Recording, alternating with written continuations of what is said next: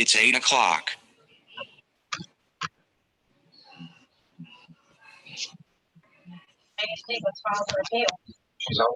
Good evening. Good evening. What's going on, Mr. Hobby? Welcome up, Kevin. She's a prostitute. I don't care what. How's everybody doing? Everything, just a few more seconds. We just closed out our regular meeting, guys, so we're kind of filing in right now. Okay. Yeah, we were Brother cutting Doc, it short brother over there. Doc. We were cutting it short. How y'all doing? Dr. Dean, we were cutting it short. I tell you what, that's a good looking crew right there, boy. I'm so proud of y'all. I just don't want to do bam. Man, I was saying the same thing, man. I was looking to the right, and then when I turned to the front, I shot myself like, oh, well, Hey, I just want y'all to know that this is a proud moment for Hunt County. I swear. I mean, this is awesome. Awesome. Appreciate it. How you doing, Miss Barbara? I'm fine. Gotta doing, find Brian? out. I haven't been here very long, about 2.5 years, and I need to find out what's going on. Amen. It's Barbara Martin. You any kin to Craig Martin, the old former Dallas Cowboy quarterback? No. Okay. My relatives are mostly from West Texas. I moved here from just south of Lubbock. You're kidding. Wow. You're my Red home Raider. girl. You're my home girl. I'm from Lubbock, born and bred. Lubbock, Texas. I'm from Tahoka, just south You're of kidding. Lubbock. Tahoka Highway. Mm-hmm. You don't know anything about that, do you, Doc? Oh no, man, what you talking about? We used to tear them up in basketball. Boy, I'm from Bovina, and no, we didn't tear y'all up. My husband, before he passed away, he was originally from Farwell. So Oh my and goodness, I know that is. about Bovina. Yeah, what was his name? His name was Jim Morton. Oh, I should have known, right?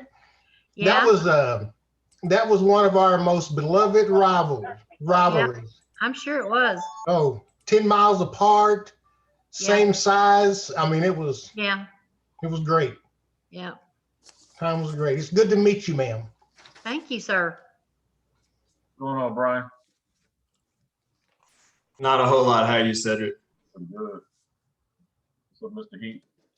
Oh, nothing much, man. What you guys doing? What you guys up to? Just here to answer questions. How you doing, Miss Haynes? I'm good. How are you, Cedric? Pretty good. How about you, Miss Betty Franklin? I'm doing good, thank you. Miss Betty, you don't never show your face. You don't see me? I see you. How Well, you doing, Betty, Mr. Kelso? I have been on I don't know how many Zoom meetings, and for whatever reason, my face never shows. My name comes up. We can see you. We can see you. Look like you're blacked out there, Miss Looks Haynes. like you have red glasses or something, maybe. I got red. Yep, got red. I can see that. You can see the red glasses, so you know I'm here. I'm doing well, Cedric. I'm here. How's it going? How you doing, Mr. Dukes?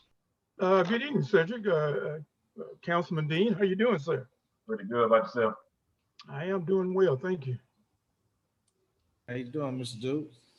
Hey, Brother Heath, how you doing? Well, Hey, man, is Judy your mother? my grandmother. Oh, wow. My grandmother. I think Kevin, the youngest one in here, man. I had when I came on the screen, I forgot to give him a Similac milk out for Kevin. But I got it ready though for you, brother Kevin. How you doing, Miss Brayson? You on mute, Miss Brayson? She's I'm mute. good, thanks. How are you? Pretty good. You don't know who I am, do you? No, man. I'm just speaking to everybody like I'm the host of the show. Just trying to get you guys warmed up a little bit. So hear what else comes out of me and Kevin's mouth. I'm Ann's sister. Okay, well, how you doing? Good. How are you? Pretty good. Good, good. And hello to everybody else too. Hello, Hello, hello. hello, hello. We've got a couple of candidates that we're waiting on, in particular, Mr. Ramon Rodriguez, Mr. Kenneth Freeman, Dr. Jerry Ransom called me earlier today, and his spouse was doing some medical treatments, and he had a full plate today, so he may not make it. And Mr. Terry Thomas, likewise. So with the exception of those two candidates, we are just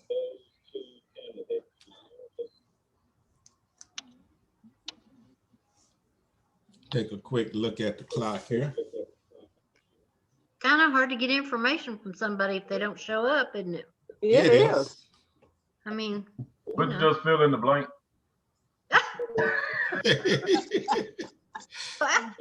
yeah, I guess you could.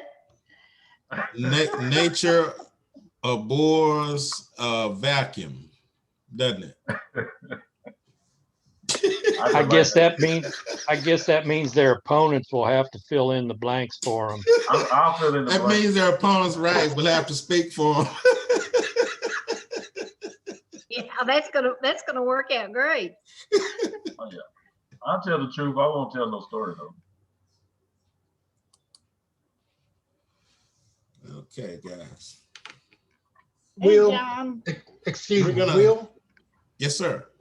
if they didn't register for this meeting and if I gave them the ID and the passcode, will they be able to get in? Yes, sir. Yes, sir. Okay, thank you, thank you. Okay. And, and I didn't find out until late, but I did go through and actually put an invite on Facebook. And then when I made an event, I made it late. So, but anyway, we are recording and we'll try to make the recording available. And in the interest of fairness, we're going to wait maybe 45 more seconds, and then we're going to go ahead and start, guys.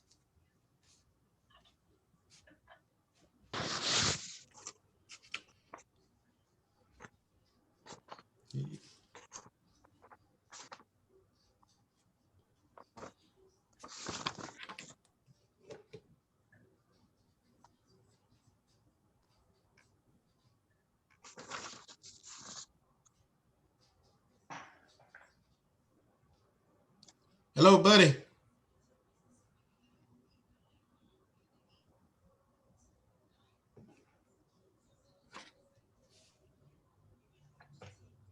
Okay.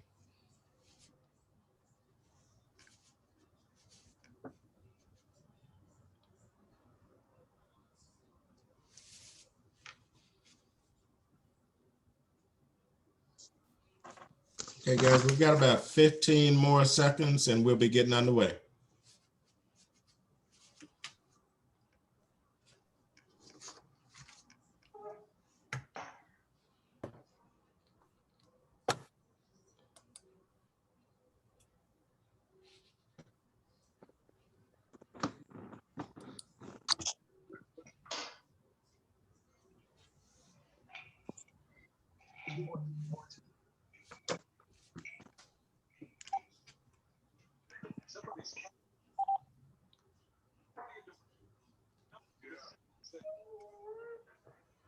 I'll be right back.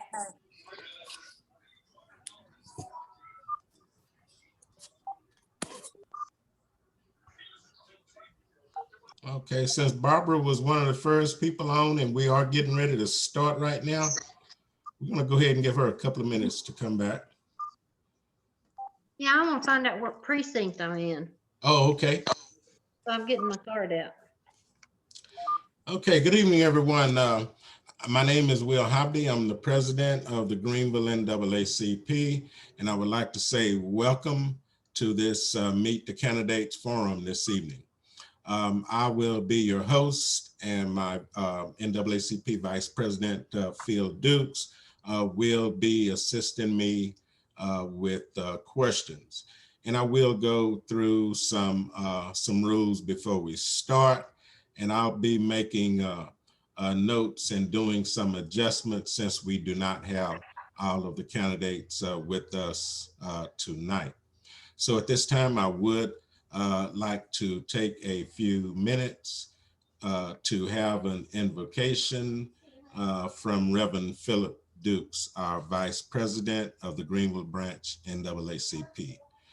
Reverend Dukes. Yes, let us pray. Oh, Father God in heaven, full of mercy and full of grace. Oh, Lord, we come before you with thanksgiving in our hearts, Lord, that we give you thanks for allowing us to come together to just seek out how we can understand each other better, and then seek out ways from these leaders how they want to serve Greenville and how they want to make Greenville better, God. We thank you for them, God, and we thank you for everyone that has joined us in this meeting. We pray that what we do will glorify your kingdom, both here and on earth. In Jesus' name, we offer our prayers. Amen. Amen. Amen. Amen. Again, I do want to say welcome. And this we'll be meeting the candidates that will be competing in the City of Greenville municipal elections that is scheduled for May 1st. Before we get underway, I would like to just stop briefly and introduce the executive team for the Greenville Branch NAACP. I mentioned earlier, Reverend Philip Dukes, our Vice President. If you would raise your hand. Our secretary is Kathy Jackson. Our assistant secretary is Betty Franklin. And Betty, if you could raise your hand. Our treasurer is Manette Bracy. Manette, if you'd raise your hand. Our assistant treasurer is Ann Haynes, who's in the dark. Show us a diamond. I'm here. I am here. She's in the neon glasses. Okay. Okay. We do have, as well as Mr. James Onsley, Mr. Doc Shelby, Mr. Billy Smith,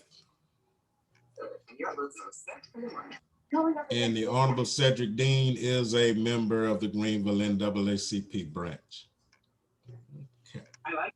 Okay. And Kevin, have you renewed your membership? I know Kevin Heath has been a member of the NAACP branch. Yeah. And he works on initiatives with us. Yeah. I need to renew my. Okay. So at this time, I'd like to introduce our candidates this is a three-way race for place one on the Greenville City Council. Mr. Brian Hudgeons. Y'all, I'm going to go ahead and say the name, although I do not see them on the screen. Ramon Rodriguez. Ramon. City Council, place 6, Mr. Kevin Heath. And Mr. Kenneth Freeman. I'm here. Oh, okay. Okay. Dr. Freeman is on the telephone, right? Okay. Gotcha. Right. Then our mayor seat, I mentioned earlier that City Councilman Jerry Ransom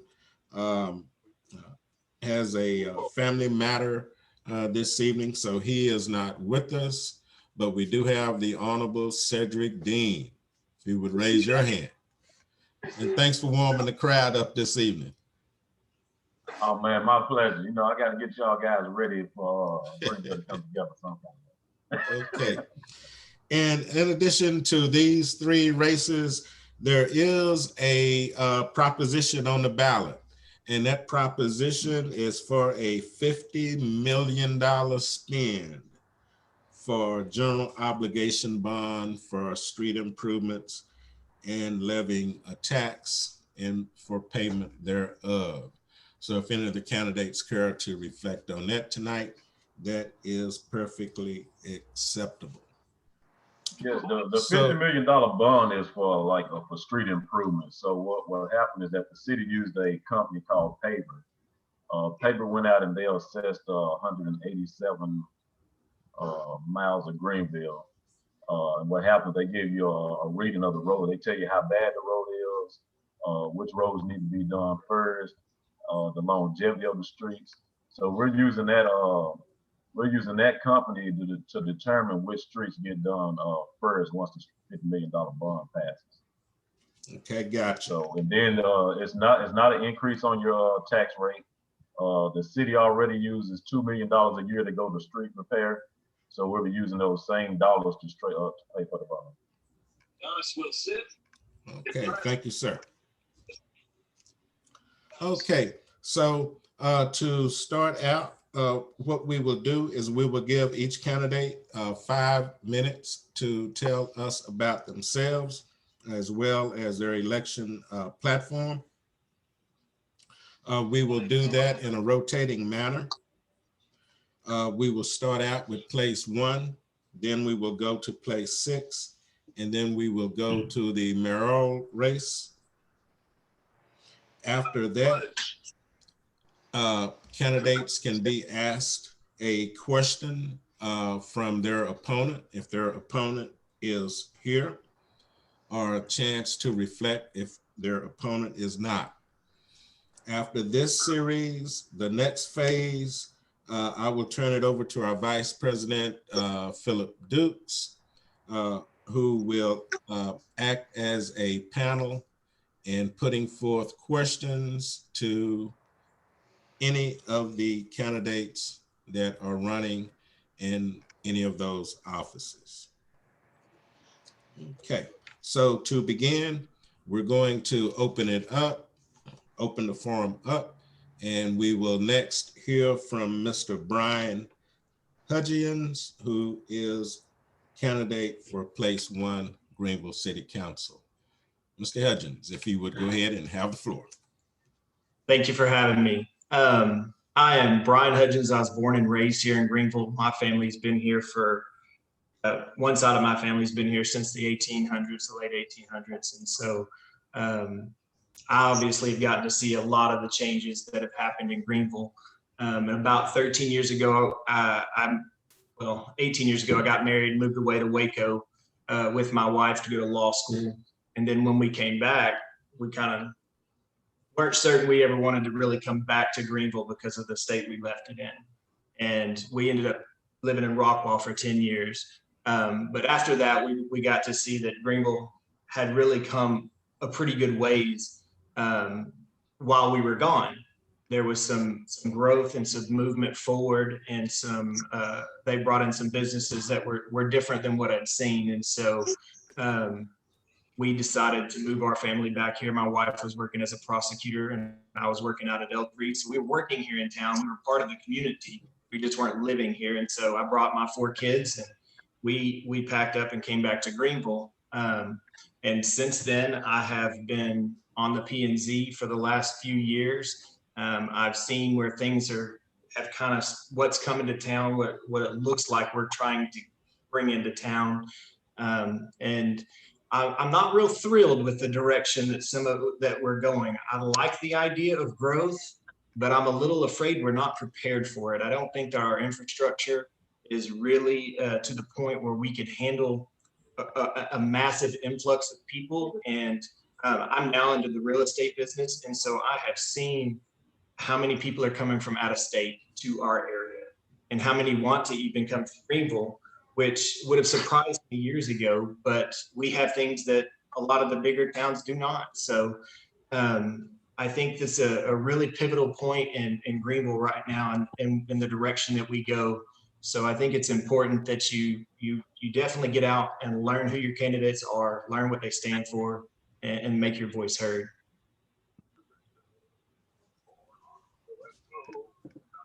Okay, thank you, sir. Next, we will hear from place 6, Mr. Kevin Heath. Kevin, The floor is all yours, sir. You got 5 minutes.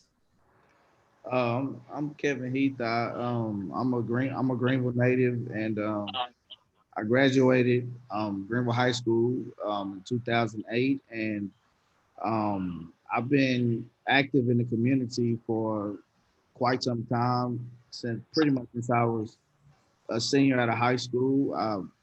A majority of people know me through my tenure at the Boys and Girls Club. Through my, I have a minor in business administration, graduated from PJC, and working on my bachelor towards accounting. I have two beautiful boys. One is 3, named Amari. One is 8, named Amir. And I'm pretty much I'm looking for change in Greenville. A lot of the things that concern me, we've been having a lot of, issues nationwide with the police departments. And, as we all know, a few days ago with the George Floyd incident, that was a, guilty verdict, but I was trying to look more locally and find out what was going on within our communities locally.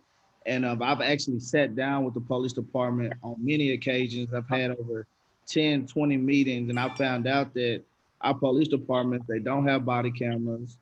They're understaffed. I've been, working at the Boys and Girls Club. I've been in the District 6 for about, 8 years, almost close to a decade. And I've seen the growth in District 6, but I also believe, it's the most overlooked district. And I want to help change that. And just with my tenure being over here, I've seen no opportunities for teenagers. The housing in this area has grown, but there's still, people still have to travel far to get a decent bite to eat. They have to travel far to get groceries and things like that. And I just believe that if District 6 is going to develop as fast as it is, then we need, people in those seats that is going to address those issues in District 6. And with me, I have connection. I already have relationships with the people within the city. I have relationship with the police department. I have, I've already been doing the legwork without even being a candidate. So, I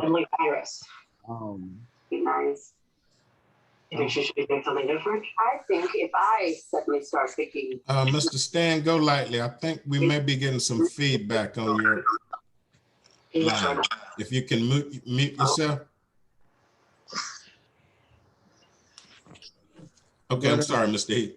Oh, it's okay. But pretty much just wanting to see economic development in District 6, more safety, and just, more businesses and services on this side of town, and see how we can, make that happen. That's pretty much. Okay, thank you, sir. Okay. Next, we have Mr. Kenneth Freeman, who is also running in place 6. Yes, sir. Okay. Sir, you have 5 minutes to tell us a little bit, tell the voters a little bit about who you are and your election platform and what you're looking to accomplish. Okay. Well, my name is Kenneth D. Freeman. I've been living in Greenville most of my life for about 50 years. Well, what happened was I was staying in Phoenix, Arizona, and the Lord told me to come back to Greenville, but I really didn't want to come back. But I see why the Lord wanted me to come back, because I've been here back in Greenville ever since 2003, me and my wife and family. And so I've been getting involved in the city because I wanted to get involved in the city and what's going on in my community. So I started a group called Mighty Man of Valor, and we've been interactive with all kind of different companies and people like the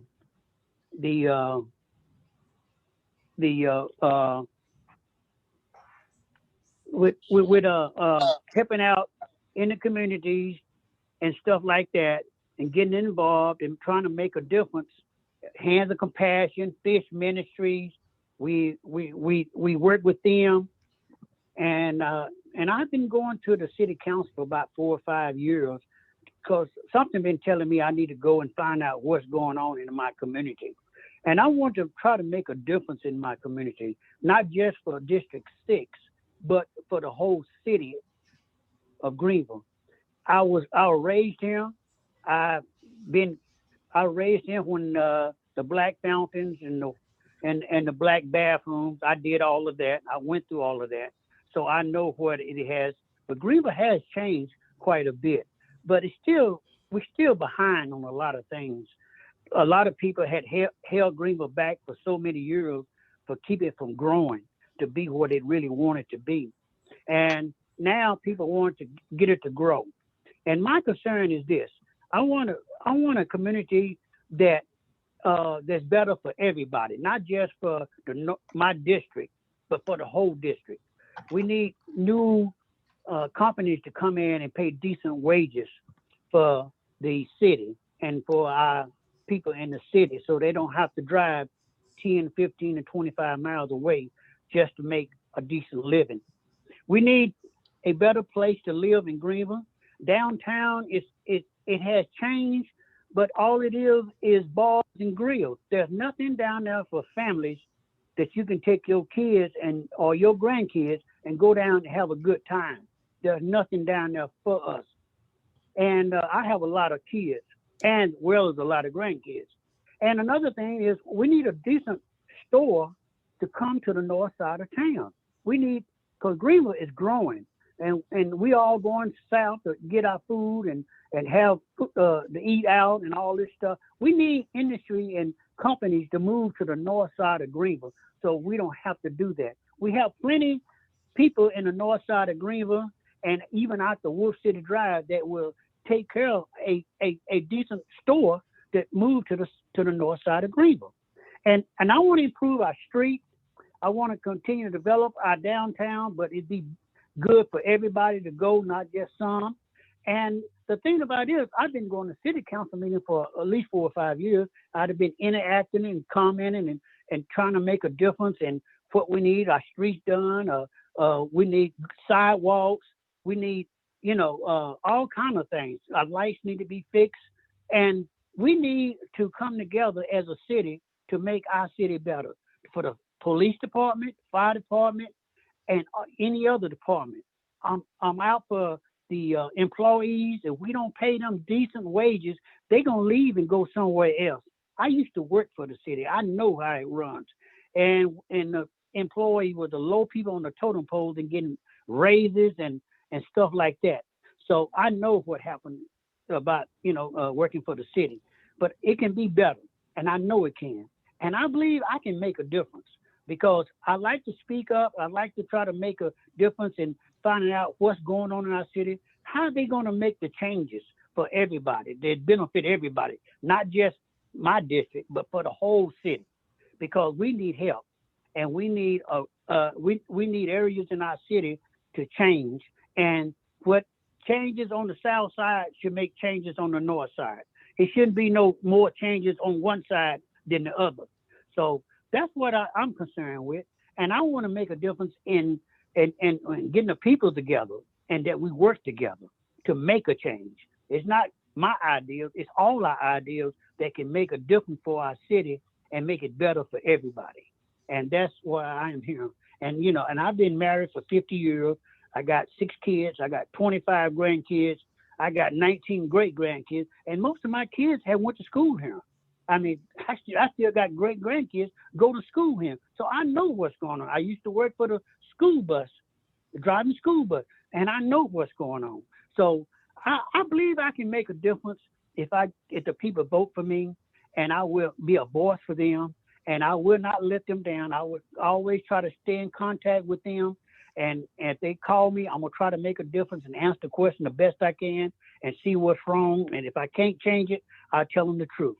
And that's just the way I am. And I thank y'all for listening to me, and I pray that all of those that's listening to this will, if they get the place they want to get in, I hope they have the same mindset to want to make a difference for everybody. Thank you.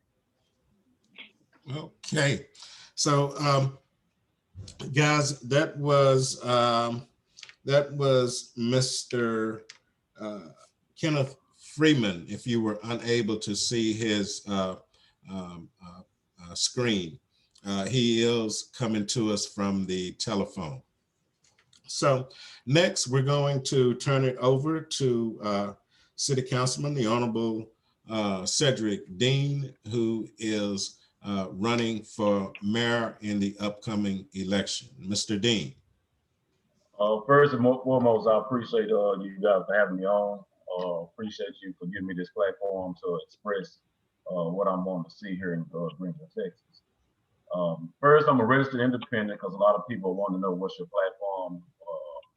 Are you a Democrat, Republican? I'm a registered independent, but I'm definitely a conservative. So I would like to put that out there. That's a big issue around here in Hunt County. So everybody, you need to know that. No, but my reason for running for mayor is because I just believe that the city is going into, actually the city is losing focus on what local government is supposed to be.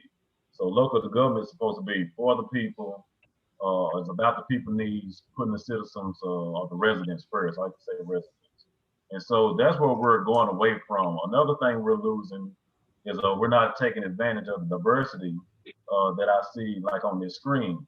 You have a mixture of races and we're all going in separate directions. It's because of the lineage that was here in Greenville and the same old stigma that's been going on in Hunt County.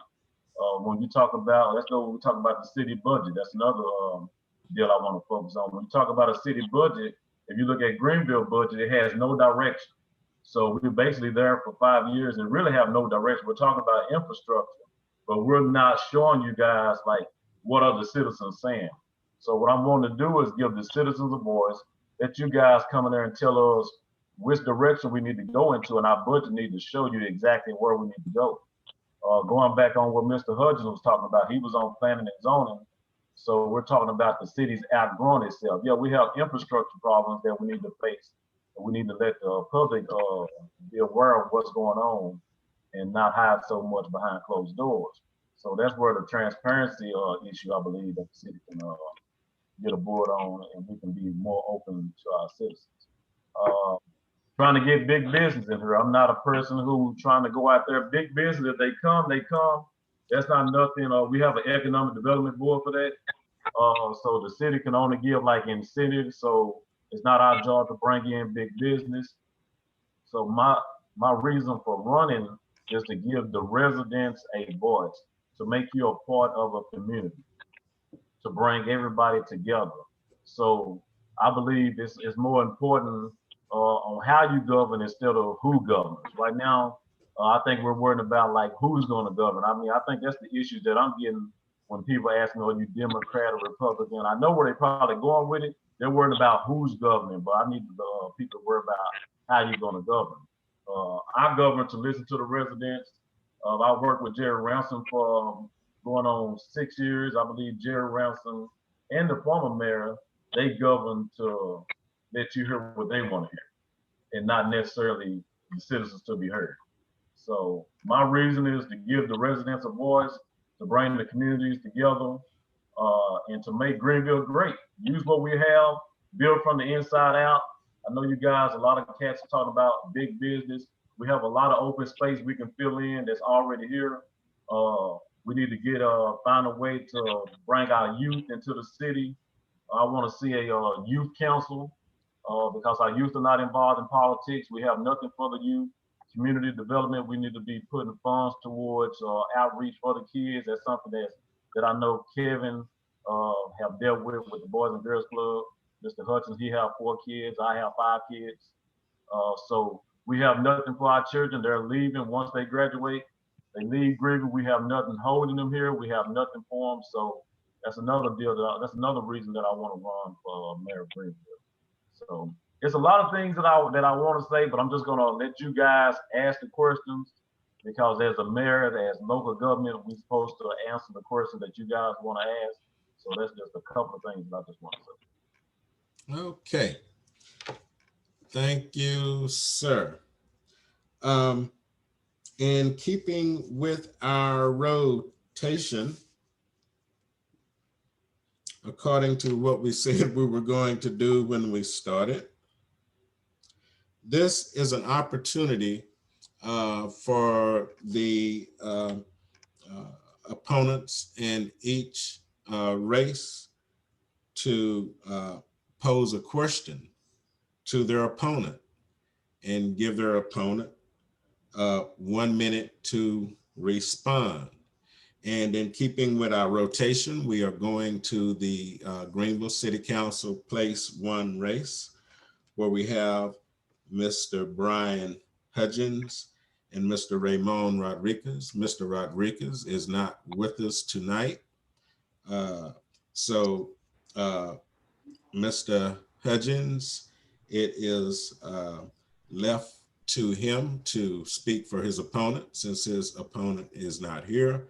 So maybe he can tell us why you should vote for him rather than specifically for his opponent.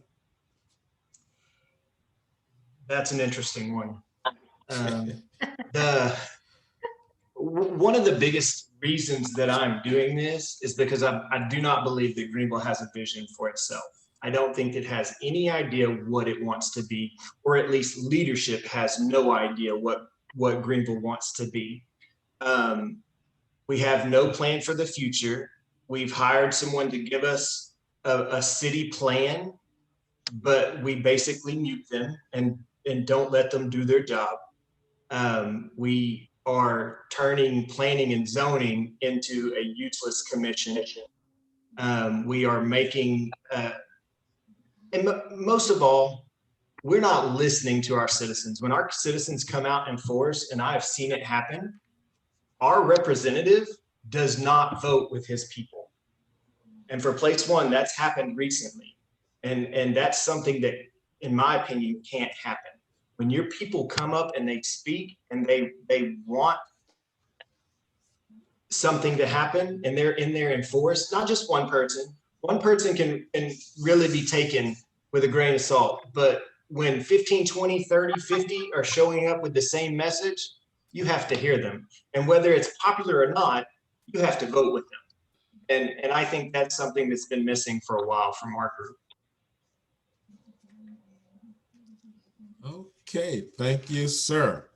Next, we will move to place 6, and we will give Mr. Heath an opportunity to pose a question to Mr. Freeman, and he would have 1 minute to respond. And then Mr. Freeman would have an opportunity to pose a question for Mr. Heath, and Mr. Heath would have 1 minute to respond. Let's start first question to Mr. Freeman from Mr. Heath. My question to Mr. Freeman is, you said a lot about not just doing things for District 6, but doing creating things for the entire community. And I created a video that said that you're only as strong as your weakest link. And oftentimes District 6 is looked as like the weakest link out of all the districts in Greenville. So I guess my question is, do you feel like District 6 is like the most overlooked district? And what would be one of the first things you do to try to change that?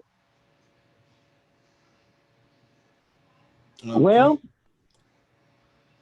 my first thing I would try to do to change that is communicate with the people in District 6. Go out and communicate with people at the churches and different activities that they have, and see what they would like to get done in District 6, and how they want to get done, and what is the priority that they have for District 6. District 6 is one of the poorest a district because the city has forgotten District 6. And once upon a time, District 6 was probably up at number 1 because everything was in District 6 a lot until they start moving south. When they started moving south, that left a lot of District 6 out, and a lot of elderly people stay in District 6. But since they started building new built houses and District 6 is growing by leaps and bounds, we need to, in District 6, to come together and work together. And, the thing is, I don't believe that the city has all the answers for District 6. But sometimes the people in District 6 need to work together and make some changes. We can't depend on the city to help us make changes. We need to come together and make changes. We need to make our district back proud where it used to be by working together, getting our houses together, helping elderly people that don't have the way to get our houses fixed, to work with them, and to try to get the things done in our district as well as they got in other districts. And I'm gonna make sure if they do anything in other districts than mine, they're gonna have to answer to me because I'm gonna make sure that my district get what it needs. But I'm gonna make sure I'm gonna look out for my district. Okay. That was your response. Okay, Mr. Freeman, we will now give you an opportunity to pose a question to Mr. Heath. And Mr. Heath, you have a minute and time to respond. Well, the only question I really have for Mr. Heath is this, and I know he's been active in different things, but I mean, I'm not judging or condemning anything. All I'm asking is, when I go to city council meeting, I don't never see him at city council meeting. I mean, if you are concerned about our district, don't you think you should go to city council meetings to check out what they're doing and what they're not doing, or get up and say something that our district may need that other people might not come out and say anything about? Yes. I haven't been I haven't been physically present at city council meetings as I would like to. However, I do watch them via live on Facebook. And as I mentioned in my introduction, I have a lot of relationships with people that are some are on the council, some are some have to be at the city council meetings every night, and I use my personal relationship to kind of fill in those gaps that I may because I can't be physically present at when I can't be physically present at the city council meeting. Okay, thank you, sir. Okay, now we will move on to the mayor's race. In this race, we have with us tonight Mr. Dean, and we have no one to pose you a question, but if there is any questions between you and your opponent, what would you say most delineates the two of you, differentiates the two of you? What differentiate me from Mr. Ransom, like I say, working with Mr. Ransom for going on 5 years, it's listening to the residents, which I think is a major part of local government. Is listening to the resident. I think Mr. Ransom shows up at times when he may need your vote, like when the senior citizen situation came up. He was silent on that issue for a long time. Then all of a sudden he popped up like popcorn and wanted to support the senior citizens. So and then it was a situation to where they was wanting to, I guess I don't know if it was Texas, I don't know if it was the Texas government or something happened where they gave the citizens 2 minutes to speak on agenda items. And then it came back around to where the council had the power to take that off the agenda to where they can only speak during the 3-minute one or 3-minute citizens to be heard. So Mr. Ransom and the mayor, they all voted to make it to where the citizens do not have 2 minutes. So basically you have 3 minutes to speak about your issues within the city, 3 minutes to speak about whatever item is on the agenda. And to me, that was taking away the citizens' voice.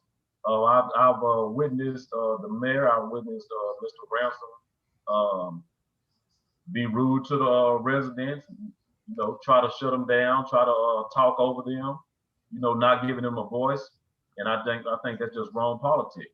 A vote for Mr. Ransom is the vote for Greenville going in the direction that it's always been. We do what we do over here, and that's it. So when we're talking about Greenville as a whole, I do not see Mr. Ransom being a person wanting to do things as a whole. You can tell that by just some of the bonds that he pushed to get roads done that has no development on it. So you want to do a bond, and we want to talk about infrastructure that last should have been using those bonds to get more streets done instead of one road. So the difference is you getting a person who is committed to being of service to the community, a person who looking for a council that needs to be active, proactive, out in the community, listening to the residents, responding to every email, responding to the city issues first and foremost over themes. So that's what you get when you get me. You get a person who's going to put the resident first over anything else. Okay, thank you, sir. Okay, so that completes the first phase of our forum this evening. And at this time, I am going to turn it over to our Vice President, Reverend Philip Dukes, and the members of our executive team led by him to pose questions from the community. And Reverend Dukes, I will kick it over to you, sir. Thank you, Brother President. Certainly, we can appreciate each candidate for taking time out to come out and share their vision for Greenville. And I acknowledge that much of what I was going to ask or possibly could be asked, you've already shared your directions and how you feel like things should be responded to, or a lack of response in much of your comments. So I just want to address one or two things, and it's going to be, I wanted to ask the same question to every candidate, and I'm going to do that. I'm going to go ahead and ask this question to the present District 6 representative, who is a mayoral candidate. What do you feel like is the most critical problem right now in the city of Greenville? The most critical problem in the city of Greenville is the mentality. The mentality that's been going on in Greenville for years to come. I'm 45. I graduated in 1994. Me and Mr. Hudgeons are classmates. Grew up with Doc Shelby. Doc was a father figure for me. But it's the mentality that's is the biggest problem in Greenville. It has got changed. You guys may see some new homes going up. You may see some business coming to town, but it's still a good old boy system. It's still I'm going to do this for you just because I know you. I'm telling you what I know, not what I heard.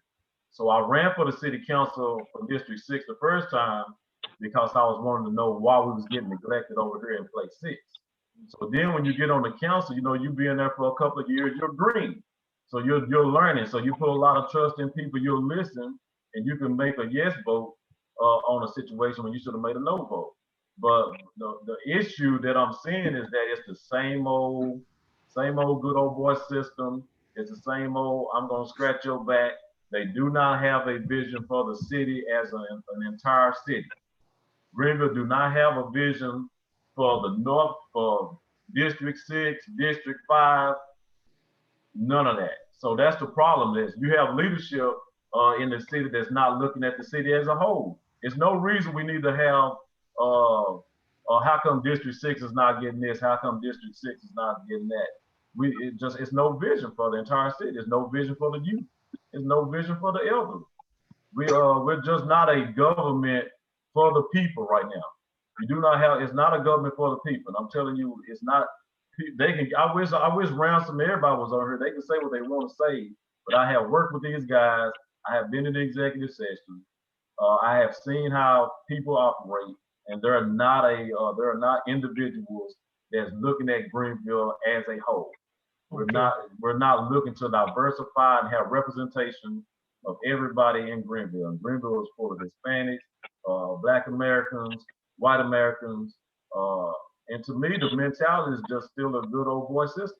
All right, thank you, sir. Thank you for your response. Councilman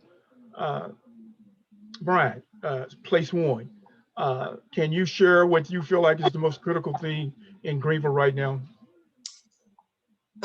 Not to reiterate Cedric's point, so vision is a huge problem. But one of the things that I have seen in my getting to work with other communities is that the community of Greenville is not invested in itself. The people of Greenville do not, I don't want to label everyone, but the majority do not care about Greenville. They don't want to see Greenville better. They don't want to better their own little part of their town. I go to other towns, and you don't have to, when they say we want downtown to look like X, Y, and Z, I can tell you why their downtown is because the people care, and they're there. They're spending their money locally. They're supporting small businesses. They're lifting up the people who are trying to better the town, and they're invested with the biggest resource they have, which is their pocketbook. And Greenville, we like to Amazon and go out of town to do our business. And that's something that in my opinion, has to change for Greenville to change. Well, thank you. Thank you for your response. Potential Councilman Freeman, Kenneth Freeman, what is your response to that question? Well, my response is this. There's no vision for our city. And I agree with some of the issues that the other candidates has addressed. There's no vision for the future. And I like what Mr. Heath said, that, you know, if we don't have nothing for our kids, they're gonna leave and not come back. We need something to keep when they graduate, they want to come back and come back and help the town to grow to be what it should be. And you know, and I found out, you know, even when I ran the first time for city council, people don't vote. Black people do not vote. You know, and that's bad. People have died for us to vote, and nobody get out and vote. We need people to stir up people that your vote is important. And just cause you if I get city council, I don't need to just be up there by myself. I need you to come up there and speak and tell people about your issues, that you have the problems in your district. Not just me. I just got one voice. That's all I have. And if I can stir up the people to come and start coming to city council meetings and start contributing and start telling people why they feel about our city, I think that constitutes a whole lot. And about doing something for our kids in the summertime, because it's dead. Our kids are dead. They don't have nothing. And I just want to make a difference that I can get people motivated, at least to come to the city council and go out and vote, and maybe we can get something done. Thank you, sir. Mr. Heath, what do you think is the most critical problem in Greenville right now? I personally feel like the two most critical problems in Greenville is a lack of vision, and also a lack of education as far as local politics. As Mr. Freeman said, people in our communities don't know how much power that they have within their voice.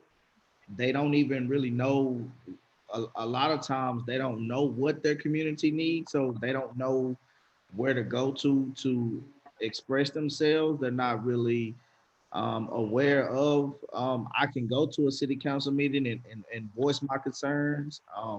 Most of that, it may be an age difference, but also just a lack of vision. I mean, Greenville,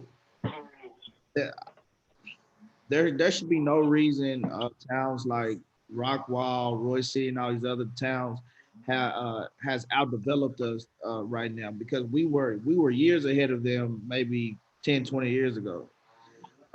So again, to me that's an educational problem in local politics, and knowing the citizens knowing what they need in their community, knowing what a community looks like, and just a lack of vision and the leadership, as Mr. Dean said earlier. You have a lot of buddy system people that have made deals that have been grandfathered in for quite some time, and now that old leadership is kind of getting out the way, it's those of us that are trying to come in and do something new, it's like we're kind of left with a mess. So, I personally believe that we have to start locally.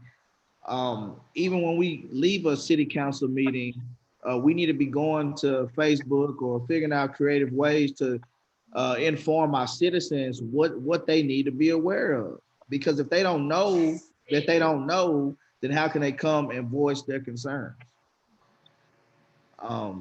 So I end with that. Amen. Well, thank you. Thank you, each one of you, for responding in such a manner. Certainly, because of a time restraint, it's good to allow the others to ask any questions that they may have. I have other questions, but I want someone else to be able to present their questions.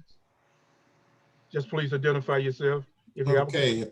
At this time, we'll go ahead and open it up for any questions from the audience tonight. Barbara, I know you got a big old fat question on your mind. I think Betty posted one on the chat. Okay. Okay. Yes. Citizens often mistrust, and she didn't pose this to anyone. Betty, go ahead and ask your question and just pose it to the candidate. Okay, it came up in discussion because it was said that a lot of times we don't vote and we don't participate in the elections, and it's from what I've experienced is from mistrust of the city officials, because they may use one line to get in to get your vote, but once they get in, it's something different. So what are the plans to regain the trust of the city of the residents? And I can start out with District 6. If I may go, Mr. Freeman. One of my strengths, I think one of my strengths, and I've been told one of my strengths are, Miss Betty, is once you get to know me, you'll learn that I'm all for accountability. I'm all for it. I don't mind asking the tough questions, and I don't mind following up with people and calling people and emailing people. I don't care about your financial status. I don't care about how much influence you have. I am a person that once things are proposed, I'm gonna hold you accountable, myself accountable, and the council accountable if I can on decisions that need to be made for the citizens, for the residents. Thank you. Okay, Mr. Freeman. Yes, sir. My deal is most integrity. I'm not, if I become a city council member, I'm gonna tell you the truth. I'm not gonna lie to you. I'm just gonna tell you what, I ain't gonna promise you nothing. I'm gonna tell you that if I can, you tell me the problem, I go check it out and I get back with you no later than a week, a couple of days if I get the answer quick. Because if I can change it, I say if I can change it. If I can't change it, I can't change it. Or if they don't know, I tell you exactly what they said. Because we need real people on the city council. We don't need phony people on the city council pretending to be something that they're really not. Just be yourself and be real. And I know if I become a city council member, is that it?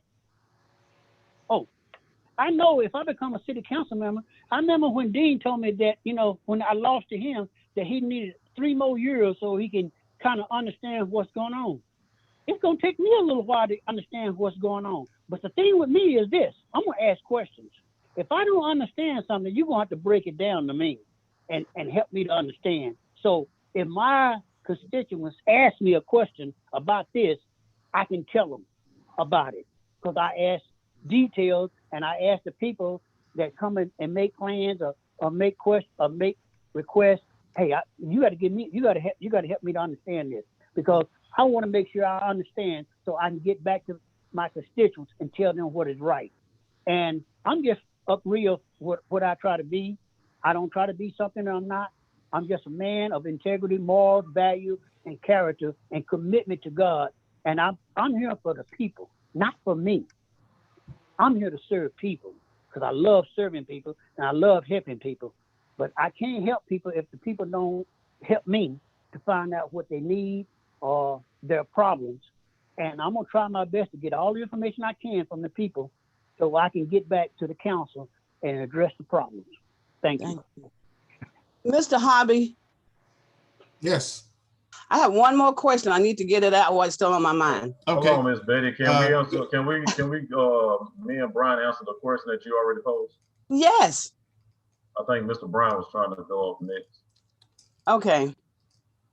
That's all right. The one thing that I think that, and Cedric, you can actually probably from the inside speak a little bit more to this is, I feel like there's very little transparency in our government right now on the local level. We don't know where all the money's spent. We don't know what the directions or why we have so many positions that are being filled and how their process is going for hiring and things of that nature. But many times I've seen a council session going one way and then they break to go to executive session and come back and it's like a whole new group of people have come into that room and now it's a completely different direction.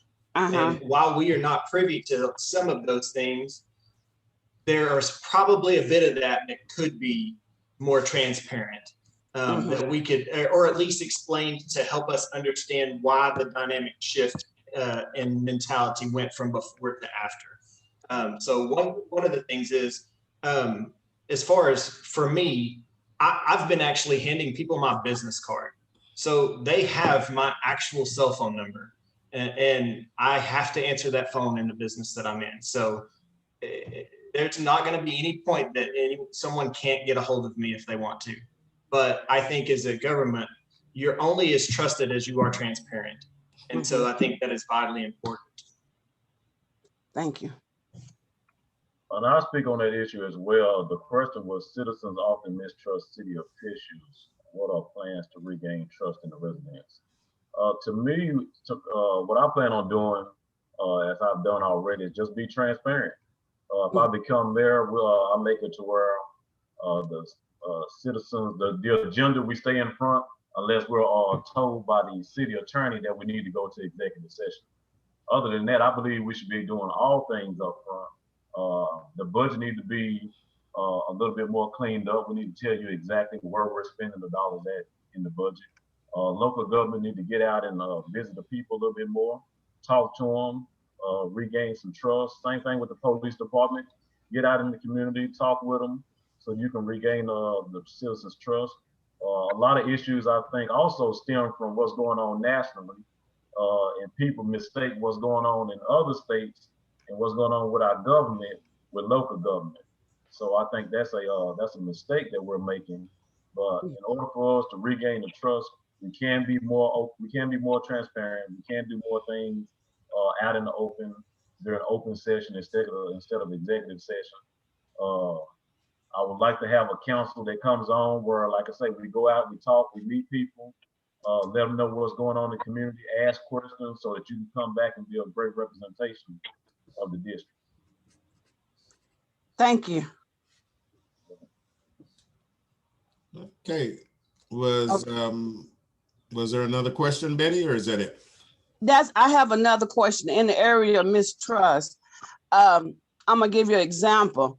And I want to ask, what are the future plans? You said we have no future. In 2019, I had to fight tooth and nail for the city to acknowledge that the Austin school had mold in it and asbestos in it. And then we were able to get them to tear the building down. To this day, there was a lot of more information that was not shared. Although they tore the building down, we don't know if it's been cleaned up for the mold or the asbestos. Now we have a vacant lot where people are hanging out on, probably doing illegal activities. What are the plans, or if there's any plans, what would you like to do with that lot? That vacant lot. I would like to see the lot cleaned up and maybe a small park on the lot, as long as we know it's not any asbestos or anything on the lot. And then especially some of our areas in Greenville that need high traffic areas with police. One of the problems in Greenville is that our police are undermanned. So one thing in the budget we need to do is make sure we have enough police officers to patrol. So in that area that you're talking about, Ms. Betty, I was on the city council when you brought that issue to us. And so we did knock down the building. We didn't hear anything else about if it was any asbestos or anything in that area, but that's something that I can bring up tomorrow to the city manager. Yes. And see about going forward. We can get you an answer. Yes. Yes, I would love to hear more. What are the future plans? But right now we just have a vacant lot and not a lot going on. So I would like to know that. And thank you for answering that question. Another area of mistrust, they knew the building sat there with mold and asbestos. I had to personally go up to the building and take pictures and to show the mold. Well, another thing, on the building. Another reason you guys may mistrust the city, because the city have one of the things I want to see, the city have lots, the city have properties that are not upkept as well. So it's mistrusted. We're sitting out there finding you guys, and you have city buildings and city lots not up to code. And that's been a pattern over the years. We had to mow city lots. Nobody want to address it because it's the city, and we know it's a buddy system. I'm telling you. So if I can find a way to find the city, I'm gonna find the city. Yeah, it's a problem, and I'm sure you know that I'm battling with that. I know you are. Okay, is there another question coming from our audience? I don't want to bore you guys with a question, but I do want to make one comment if you don't mind. My name's Dave. Okay, Dave. When it comes to the mayor's race, Mr. Powell, you're breaking up. How many people on this have to be convinced? But hear me, Dave. You're breaking up, and let us know who you're directing your question to. Okay. Well, I didn't really have a question. I just wanted to comment that going around looking in town, looking at where all the signs are placed for Mr. Ransom and Mr. Dean, and the signs for trying to get the votes are not in 75401. They're all in 75402. So I don't think he really cares to get your vote, and Ransom doesn't care to get your vote. And No. And so I just, that makes me sad, but we got to get everybody, District 6 and District 5, everybody out there to vote. Okay. I want Mr. Dean, do you care to respond to that? I've noticed that, and I knew what it was going to be their entire time. So even when you go out there and you try to pick people to take your spot in the district that you're running, you're going to tend to pick a person that's close to your character. So if you look at Mr. Ransom signs, you look at Mr. Terry Thomas signs, they're right beside each other. None of them come cross over to the 75401. So I'm telling you, the direction or the mentality, when I say that's a big issue, that's a big issue. Like you're getting the same old when you're dealing with Mr. Ransom and Mr. Terry Thomas. Okay. Okay, thank you, sir, for responding. Is there another question from the audience? Well, Barbara, Barbara I is, was gonna say, I'm not necessarily voting just because his signs are right over here. okay. Mr. President, Okay. I have Reverend a Dukes, question. let me go to Doc Shelby. I think he had a question, and then we'll Okay. come right back to you. Good evening. I would like to make a statement, but ask a question of all of you, because everybody is interested in the youth, including myself. And I remember back whenever companies and organizations used to get city breaks because they sponsored youth teams. Every team that was in the ballpark had either First National Bank or Shirley Grain or whatever, but they was all sponsored by companies, stores, restaurants. And I was thinking, what is y'all's opinion on going back to that, to take some of the money out of youth sports so that more kids can participate? And I'm going to back off, and then y'all can tell me what you think about that. Okay, now who are you directing the question to? To all of the candidates, because they're all going to be on the city council or have an opportunity to be on the city council, and just maybe they could help take some of the money out of youth sports. Okay, Mr. Hudgeons in place one, would you care to respond to that first? Sure. I know that they do take sponsorships right now. It doesn't cover a lot. It covers usually uniforms and things of that nature. I do miss those days. I remember the actual businesses that sponsored the teams that I grew up on. My very first soccer team was sponsored by Home Video. And then you had Dwayne's Garage, who sponsored the very first travel soccer team in Greenville. I grew up in those sports, and it was a little bit different because you had competing sports groups. You had the YMCA group, you had the Boys and Girls Club, and at times we crossed paths, but there was both of those opportunities for kids to get involved. And now there is just one. And it is, I don't want this to be a criticism in any way. I like the way that they do it. They're doing it because I appreciate rec sports for my kids. But there's not a lot of, there's not a rec division, a competitive division, and then a higher division.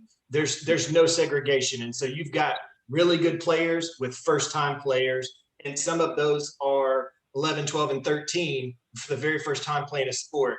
And so as someone who coaches in these leagues, it would be great if we had more involvement where we could split them up into more tiers, because we are constantly taught teaching the basics, even at levels where there shouldn't be basics. And so we're stunting the growth of those kids in the athletics.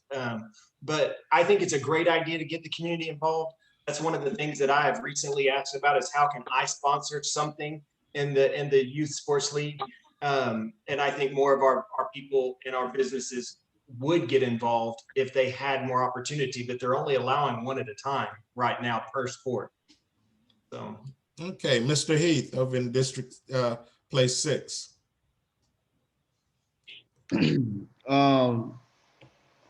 I also, even though I'm pretty young, I also remember those days. I think my days were the last days of businesses sponsoring sports teams.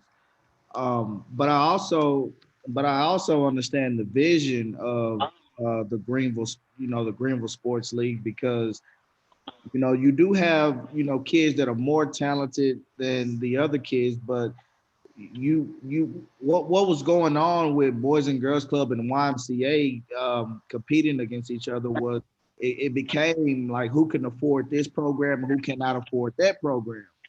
So segregation. So you had segregation occurring in our faces, and we were not aware of it. And so what the city came in and did was try to minimize the segregation amongst the YMCA group and the Boys and Girls Club group. Now now that we kind of eliminated that, we are running into the trouble of, now you have competitive kids who are not being developed because they're continuously playing against kids who are less developed than they are. And those are issues that I believe that we can resolve over time. But as far as the businesses sponsoring the sports team, your money is the city running sports league is with your tax dollars. So they don't necessarily need, you don't want to necessarily have businesses sponsoring teams when they're already using your tax dollars to run sports leagues. Now, if we had different organizations running sports league, then I would agree with you, Doc. I would agree that we would need to get these businesses involved in investing in our youth. But because they have minimized it down to just the Greenville Sports League, and then people that don't play for the Greenville Sports League, they go elsewhere. That's why you don't see businesses sponsoring, like the Greenville Sports League, because just like you pretty much, if they sponsor a sports team with the Greenville Sports League, you kind of get double taxed, if that makes sense. Because the Greenville Sports League is already being funded from your tax dollars through the budget of the city of Greenville, sports and recreation. If I don't know if that makes sense to you, but that's pretty much the reason why. Unless I think the direction that I was trying to get at was if we were to get the cost of each player to the parents, if we could cut that cost down, maybe we could get more kids involved. Not necessarily inside the sports leagues, yes, but I'm thinking teams. I'm thinking more kids in the affordable range if they had sponsors. Well, the $45 mostly for the Greenville Sports League is pretty affordable. There are also incentives, like if you're a parent and you volunteer, they'll like you let your kid play for free. And if not, money, I have never really heard of the Greenville youth sports turning somebody away because they can't afford the program. But again, the issue is more of not that our kids can't afford the program, is that it's the recreation versus competitiveness that our kids are being exposed to because we only have kind of like one structured program. The kids that are real talented in Greenville are kind of missing out because they're not playing in competitive leagues. And that's just to piggyback off what Mr. Brian was saying. All right, Mr. Can Freeman, I double back real quick on one of his comments? Mr. Freeman, do you care to respond to that question? Yes. I don't know too much about that sports league for the kids, but I know one thing. My great-grandson, I went to a football game. They had to go all the way almost to Texarkana to play. And that's kind of far for taking kids all the way almost to Texarkana just to play football. I know it's important, but we need to break it down that there's an opportunity for all kids to play. And we need to come up with some kind of solution to occupy these kids' time in the summertime. If it's not playing sports, maybe something else that we can back them up or help them to find so they can be occupied. Our 15, 16, 17-year-old kids, they don't have nothing to do in the summertime. So that, if they don't have nothing to do, there's opportunity for the devil to come in and get them going astray. Oh, we need to do something. Okay. Hello? Okay, so we're going to move on. We do have a couple of questions in the chat. We'll go ahead and get those asked and answered, and then we will begin to do final statements for tonight. So I am looking at the chat here. My question to our candidates, what do you believe are the 3 greatest strengths of Greenville and we will give, we'll let each candidate answer, and we will go to place one, Mr. Hudgeons. You have 1 minute. I think one of the greatest strengths of Greenville is that we have opportunity. We're not limited by size and options of what we can do with our town. We're not so hemmed in from surrounding communities that we aren't able to grow. We have a tremendous amount of opportunity to do things. And the second thing is there's ways and avenues, whether it be cut taxes a little bit by going to outside fundings to improve the things. Well, I guess that's all part of one. There's just opportunities to improve the things that are currently going. I love a bit of the small town feel that Greenville has, but you can keep that and still be bigger. You can have some of the things and not lose your identity, because we have an identity. The problem is it's not necessarily the identity that everybody wants. And so, but I love the identity that Greenville has. I mean, it's my childhood home. And so, and I came back to it to give back to it. And then I think that Greenville has a unique character about it, that we don't see in some of the other places.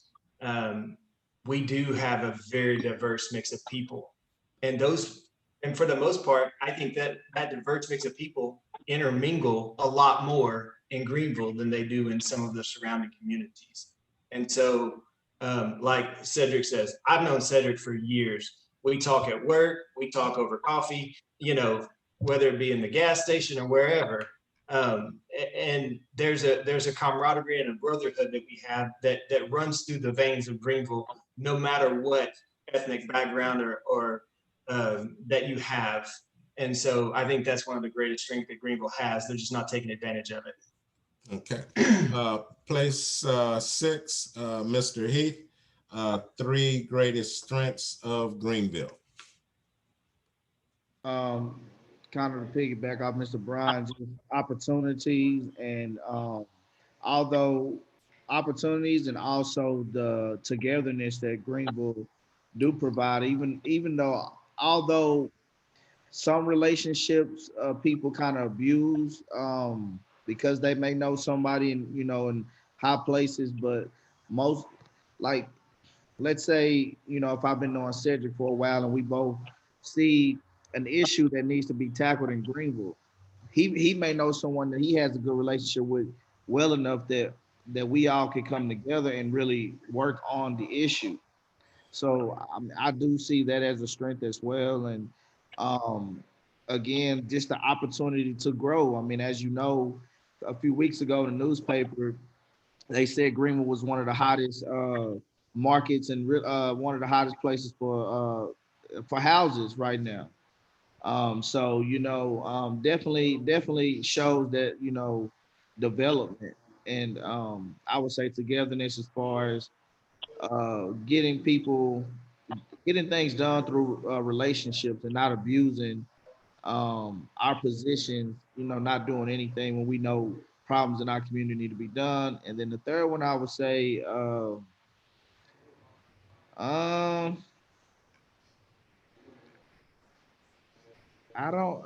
just have 2. I don't know about I can't Okay.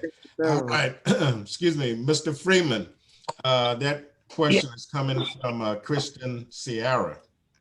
And that question was to the candidates is, what do you believe are the 3 greatest strengths of Greenville? Opportunity. There's unlimited what Greenville could become if the people work together and achieve the goal to make sure that the population and the people work together, and it benefits the whole people of Greenville. And all of those that are coming in Greenville, that they contribute, and we try our best to make this the best city that we can make it be by working together and achieving that every family can benefit from the city of Greenville. Our kids, the grown folks, businesses, and making Greenville a place where people can come and have a good place to live, and that the people in Greenville be a place where we can work together and get it done together. Because it's going to take all of us to make Greenville grow and be what it needs to be. Okay, thank you, sir. And finally, Mr. Dean, again, this question in the Merrill question addressed to Mr. Dean comes from the audience. Christian Sierra asked the question for Mr. Dean. How do you plan on promoting can I answer diversity in Greenville? Hold on, I have to answer the 3 strengths right now. you can't be leaving me out on questions, man. I don't know Man, a few words. Hey, no, but look, the strengths in Greenville, opportunity 1. Right now, I think it's the greatest opportunity for Greenville to take a direction towards diversity. It's a direction towards pulling the city together. It's a direction towards changing the mindset and continuing to change the mindset of like where our youth have seen diversity for a while, but they haven't experienced diversity in local politics. So that's one of the main things. Family is another strength that we have in Greenville. And my last one that I believe is totally underutilized is religion, the church. The church has an opportunity to get involved in politics. The church has most of the residents in their buildings on a weekly basis. You guys can talk to people about politics, let them know how important local politics is. It's not nothing devilish that you're bringing into the church. I mean, you're the pillars of the community, but yet you act like you're scared to get out here and make a difference. So to me, it's opportunity, diversity, family, and definitely religion. Thank you, sir. And of course, we're moving up to the last question of the night, pretty warm. This question is coming from Manette Bracy. And that question is, and I will go ahead and address it to Mr. Hudgeons to begin. If the bond for the street improvement passes, what do each candidate, including mayor and District 1, plan to do to ensure that District 6 and 5 have some of that money going to the roads in those districts? I think they've started in a good direction by using a third party to analyze the roads, to using someone who is not part of Greenville's hierarchy to get the data.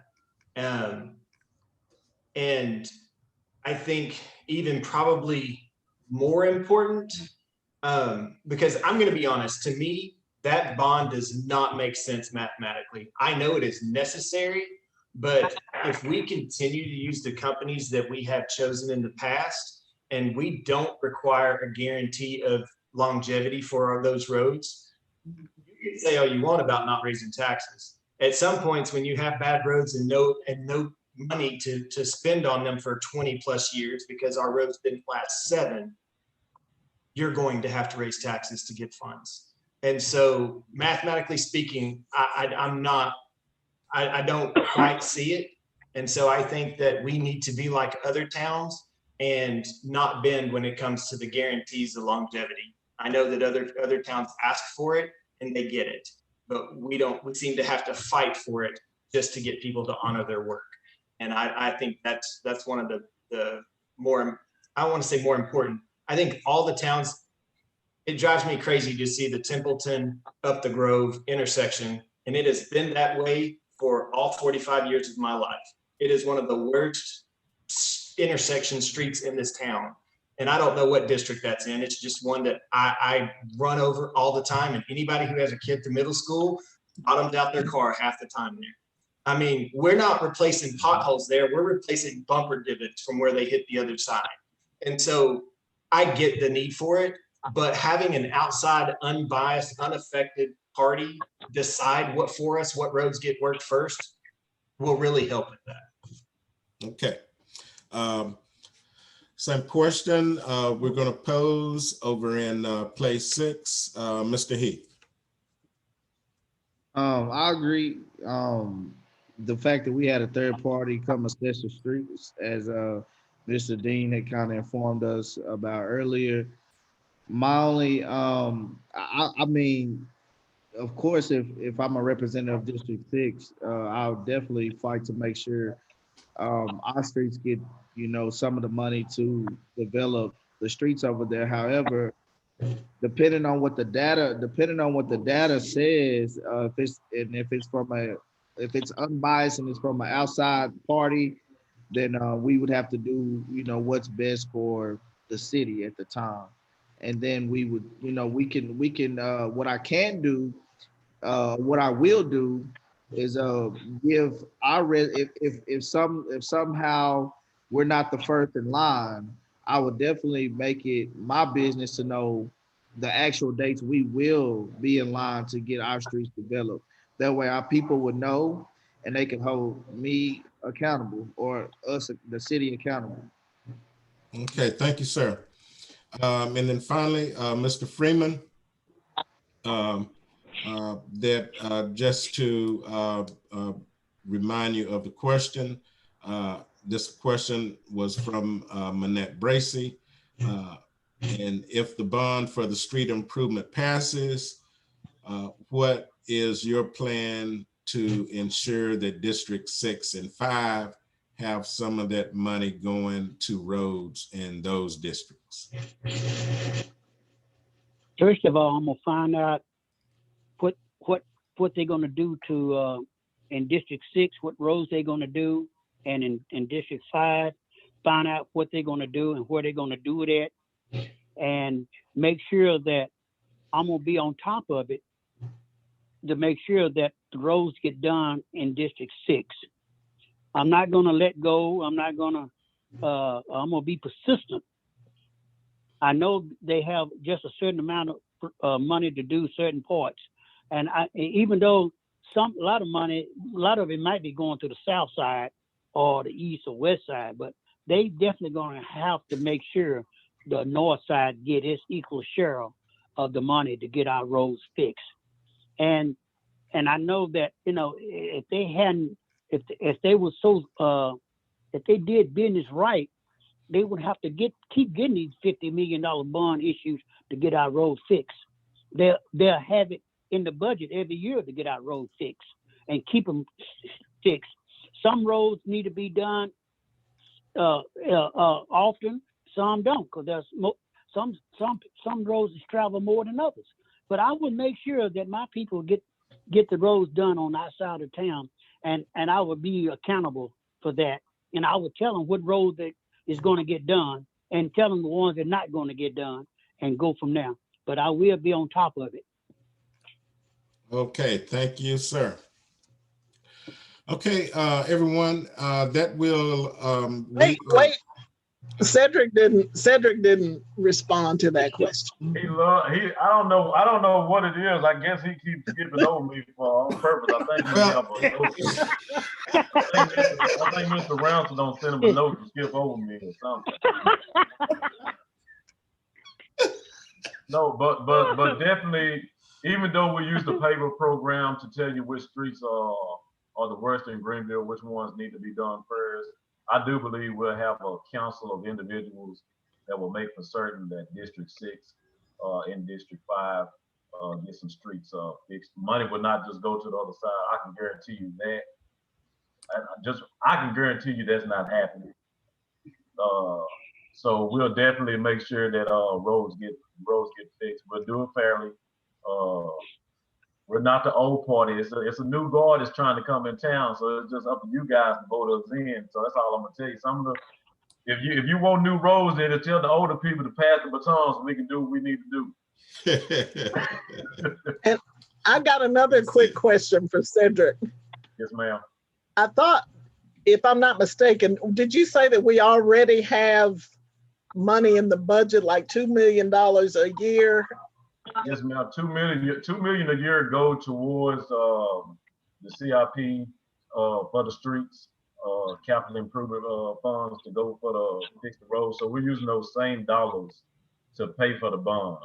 So if you look at the bond, if you look at the repayment for the bond, it is the price of what we're already putting in. I know Mr. Bryan said I think it's going to go up, but I think if we be this is my whole take on it. Even though we're using $50 million and we want streets that last, that's one of the goals that the council have already. Infrastructure that lasts. To me, I believe you need infrastructure that lasts and infrastructure that makes sense. So we have a road on that paver program, and it's a road that's not as busy. I don't want to wait 25 or another 10 years to put concrete on that road when you can use asphalt at a different price. You know, so my thing is be smart with the funds, be smart with the $50 million. If you can put asphalt on roads that are not heavily used, roads that's been messed up for a long time, then that's what we need to do. We don't need to just keep on waiting for with this quote unquote infrastructure that lasts. No, let's be smart with the money that we have and get a lot more roads done. So definitely we'll be looking at 6 and 5, but I know Mr. Bryan, we'll be talking about that later. No, I'm only commenting that we're tying up money for 30 years for something that historically doesn't last 30 years. Well, the streets that they're putting in, concrete streets, all lasting about that long. So that's the reason they're looking at concrete roads. But I say put those on the main thoroughfares. I say when you go into the neighborhoods, you can get more streets done with asphalt. You don't have a lot of heavy traffic, but if you're waiting to put concrete in every single on every single street in the city of Greenville, then it don't make sense to me. It's not gonna make sense. So you're gonna be in the same situation where you're not gonna get a lot of roads done. So my thing is find the ones where we can get done with asphalt. Look at Traders Road. If anybody rode down Traders Road lately, it's asphalt. It's lovely. I mean, trust me, you'd rather have that road than what you have now. And it's cheaper than the concrete road. So let's just be smart with the money and put more streets. If we can get more streets done, let's just get it done. I'd rather be on a smooth road for 15 years instead of wait for 10 more years to go down a bumpy road. Okay. So and I don't see where any of that $2 million a year has been spent in districts 5 and 6 already. It's not. I mean, the budget that we have now is not a good budget. It's not like it's a lot of money for streets. They're talking about streets could be $3 million a mile.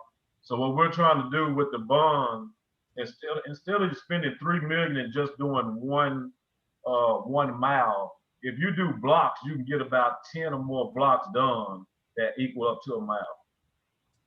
You get what I'm saying? So you can get more blocks done within the community than you can just one straight thoroughfare, one straight road. And when are they gonna know when are we gonna get the results back from this company that says what roads are worse? The paver project is already done, so I think next month we may have those results. I wish they would have had. I was trying to get it to where we have all the results now so you can see which streets are bad already. That's what I wanted to get. And then you had, who you have, it was, I think it was Mr. Ransom didn't want to put the paver information out there. So you can ask him the same questions I tell him the same thing. Okay. Okay, is that it, Manette? That's it for me. Okay. So I see Betty is here, and Betty had a question. I'm going to let everyone go ahead and ask their own question because I don't want to short them out. Start getting a lot of text there right at the end. Betty, do you have a question before we close? Or anyone in the audience have a question before we close?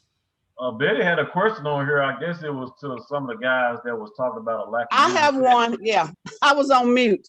Let me read it for you, Miss Betty, or you gonna read it? I'm canceling that one. I'm going to another one. Betty, go ahead and ask your question. And okay, the asphalt streets. What is, because our street is so horrible over here where the home builders are coming and tearing up the streets, and it's in very bad condition. What is the possibility that we can just get asphalt in our streets rather than sand and rocks? So when it rains, it wash it out. What can we get now that's decent? What's happening? It'll be asphalt street that's decent. So what's happening to some of the streets that they still have building going on? They're waiting till some of the building is finished so that they won't just come through there and finish up the street. Then you have to re-tear the street up. Okay. So and then in most of and within the bond also, when you get the street repaired, you're also replacing the old piping and everything that's under the road. Curb size, the gutters, everything is going to be done. So when you go through and get the streets repaired, you're getting absolutely everything redone under the street. That is good to know. Thank you. Okay, so with those questions being done, we're going to give each candidate a 2 minutes to do a closing statement. And again, we will just go ahead and do it in our regular rotation.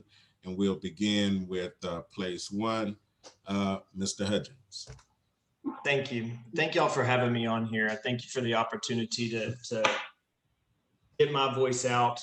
And that's one of the things that I want to reiterate. If I'm elected in, it's so that you can get your voice out, not just hear what I want to happen. There are a lot of things I would love to see Greenville do, but it's an elected position. It's to work for the people. And so that's what I'm here for. And I want to see Greenville not just survive. I want to see us flourish. I want to see the aesthetics of Greenville improve. I want to see the community get more involved in the community and with that. And there are different ways to do it, many different ways to do it, but it's going to take each of us working together. And when I say each of us, it's those elected officials. We have to work together as a cohesive unit, and we have to listen to our people. And by doing that, we can really move in leaps and bounds, whereas we have really been taking small shuffle steps here lately. But again, thank y'all for your time. Thank you, sir. Okay, next we've got place 6, Mr. Heath. Closing statement. I just want to thank you guys for allowing me to be here tonight and to share my vision and the growth of Greenville. And again, it is about the people, but also the people have to know what they need. And I believe there's plenty of opportunities for Greenville to grow. And, I hope and I pray that, we all can come together as a community and tackle the issues and the developments in Greenville, and just so we can flourish and so we can be the community that most of us envision that we can be. And, that's pretty much all I have to say. Okay, Mr. Freeman. Yes, sir. Hey, I really appreciate and thank y'all for giving me this opportunity to speak tonight. And really, I represent the people. My main concern is representing the people and the constituents in my district. I'm going to go around, ask questions, find out what they need or the problems and stuff like that. And I see what I can do to make a difference. And hopefully I get them involved to come to the city council to express their problems. And to work with the people on the city council, we have to work together. And I am a person who would like to work with anybody. But I am for the District 6, I am for the whole city. And there's a lot of opportunity that this city can be if we work together and get it done together. And that's all I have to say. Thank you. Thank you, sir. And Mr. Dean. Dean. Nah, I really appreciate you guys for having me on. I appreciate you guys for having all the other candidates on as well. I would just like to say to Greenville that this is just a great opportunity to change the direction of Greenville, to change the mentality of Greenville, to put Greenville on a different direction. As a mayor, I'm pretty much just a lead servant, as these other guys should be coming on the council, should be wanting to do. Serve the people, first and foremost, people over things. I want to be able to, like, you know, bring everybody together. Like, if we take care of each other, if we take care of the citizens, if we take care of our youth, we take care of our infrastructure, we take care of our police department, we take care of the fire department, we take care of the city employees who are totally underpaid, overworked, underpaid. If we do those things, then everything else will take care of itself. If we want big business to come in, they'll come. If we want safe communities, that's up to us. Everybody have to get involved. So that's what I'm bringing to the table, is just diversity, bringing everybody together, a listening ear. I can't express that enough, man. My main thing is just to serve the people, because I'm born and raised in this city, and we just haven't had that. So that's why you have the mistrust that Miss Betty's talking about. It's just this city has been going in the direction the same way for the longest. We have the same old issues. And so in order for that to change, it's going to take you guys to go out there and vote for us. You know, vote for the change you believe in, vote for the change that I'm telling you that you're going to see. You're not going to just see it, you're going to feel it, you're going to be involved, you're going to be working together. Somebody had a question on diversity. How am I going to show some diversity? It's just when we have city events, the city needs to show all groups of people that live in this city. Hispanic culture, Black American culture. We already have white culture going on. So we just need to have a mixture and let you see what the city look like. We are diverse. We're not together. I do want to see the church do more besides staying in the four walls. And just let's come out and just have a great time and make Greenville great. Oh, great. Okay, can we have a round of applause for the candidates?